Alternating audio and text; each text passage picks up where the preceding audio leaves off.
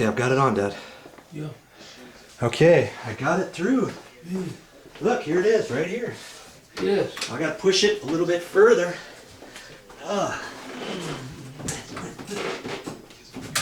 It's moving. You can pull it. There. Coming, it's coming, it's coming, it's coming. Okay. Whoa, whoa, whoa, whoa. Okay. All right. You're 2 foot through. Okay. 2 foot to the front That's of the good. cabinet. That's good. 3 foot. That's good. Look at that, Eddie. Yeah, I got it through. Okay. Pull the washer off. Now I can put it through this cable. I can push it just a little bit further. I want to let that extend out maybe 8 inches or so. Then I can strip that back before I put it in the box. Okay, that's my next step. And run this big. Okay, so I stripped this end. Now I got to put this elbow on there. Because you got to kind of bend your wire up like that. See why I needed to strip that first to get it through there? Like that. And then I can get it right where it needs to be, hopefully. Look at the old piece of wire he had in there, Eddie. And this wasn't hooked on or nothing. And That wasn't. I'm going to have to screw it on there. The other end was hooked on nothing. Yeah. You can see. This is the end the wires were hooked on. You see this? Yeah. Nothing. That's there, huh? So it wasn't, this end was not hooked on.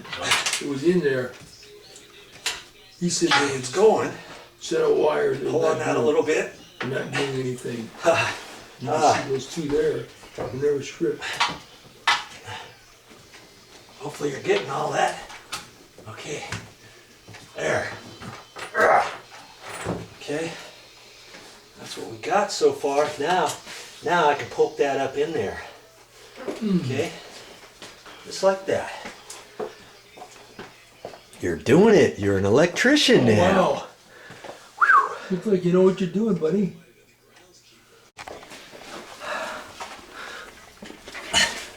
Get you down here again. Okay. This is the final product underneath here. I got that up there. Just like that. And now I've got to install that electrical duplex outlet.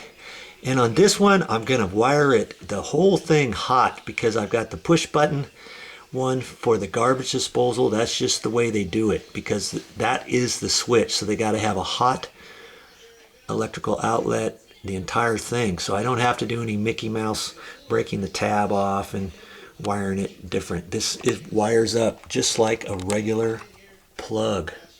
I call them plugs. People make fun of me because I call them plugs. It's a duplex outlet. A plug is like a plug end, kind of like that pigtail. That's a plug, I would say. Okay, now do I need to put the, you know, some little brackets up in here? You know, do I need to put a bracket like that? I don't know, because see, it's going through here. There's no place this stuff can go. You know, I think I'm gonna, well, we'll see. I may just for kicks put a bracket there and put a bracket here. That's per code, I guess. You know, it's not like it's gonna go anywhere, but I do have 2 of these brackets. I have the plastic anchors and some screws. I'll do it right. I don't celebrate too much. We still have a ways to go. I've got to cut a hole with my sheetrock saw and fish it in there. Yeah. But now see, there's the end. Here's the end. And see, now I've got Romex coming out the end, because that portion is going into the wall, and I'm going to shove that end right in behind through the sheetrock. Okay. I guess I could measure, figure out where this cut-in box goes. All right, Yeah. let's do it. Near that thing. Now usually it's a good idea when you measure those. I'm just going to take this existing outlet and I'm going to measure from the ground up, and I'm going to match that underneath here. That way it's the same, okay? And sometimes you want to get it perfect. If it's fairly close to something else, or a telephone mud ring or something like that, you might want to take the cover plate off. Then you can measure, not guess, where the bottom of the box 15 inch. is, okay? It's about 15 inch. Yeah, okay. Time to get cracking and measuring. I'll be right back to you.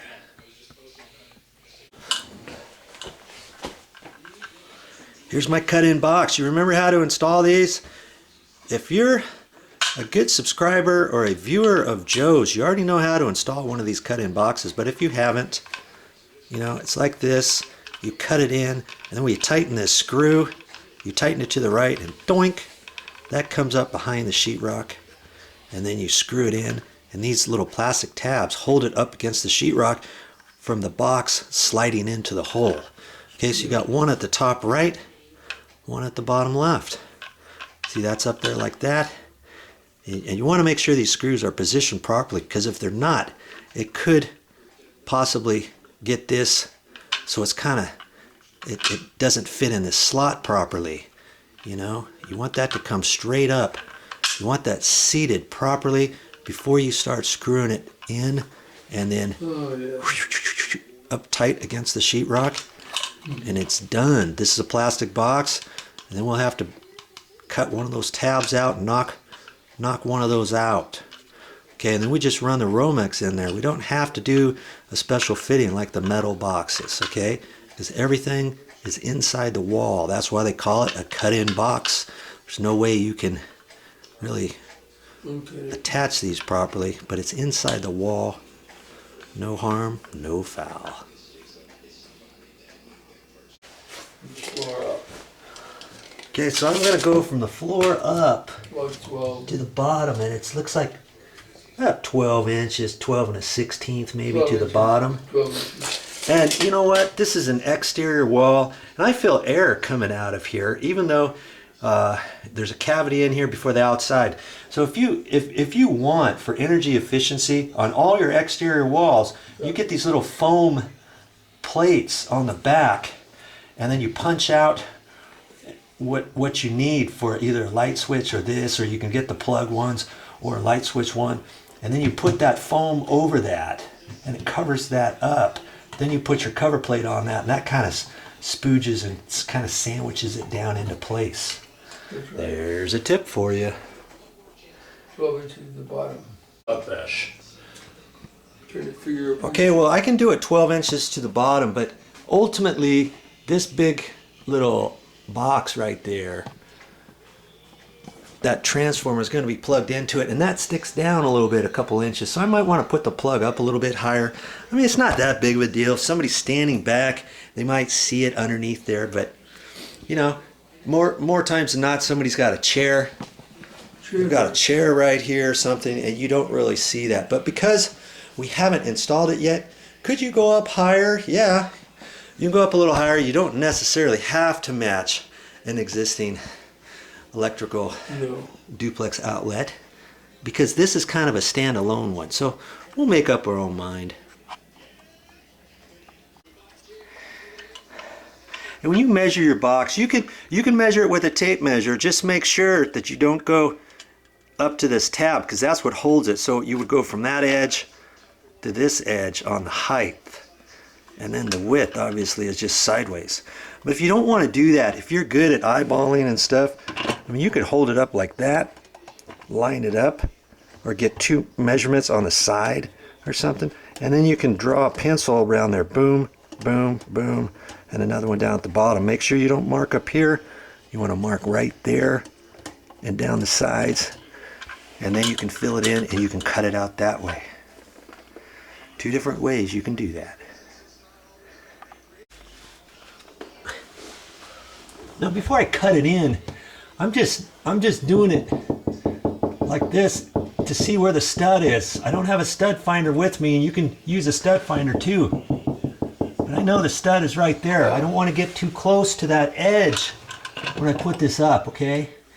So what I'm going to do Yeah, is make it. I'm gonna just make a little inspection hole up there, and I'll use a wire and probe in there just a little bit before I cut my hole. The worst thing that you do, you don't want to mark it, make an assumption, and start cutting out the hole and be halfway done. You've already got one side cut. Uh-oh, here's a stud. And had you have known, you could have moved it over. You got big marks that you can't get off, or you've cut too much and now you've got to patch your wall or caulk it in or something because, oops, there's the stud. I should have moved it over. Oh, drat. Okay, so I'm going to cut a little inspection hole now. And I made it a couple inches higher. And I'm just going to poke this in.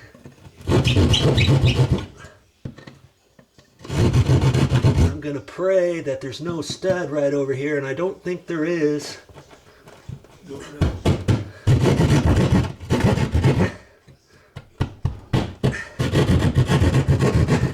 I always like to do these by hand with a saw like this and not a sawzall or anything,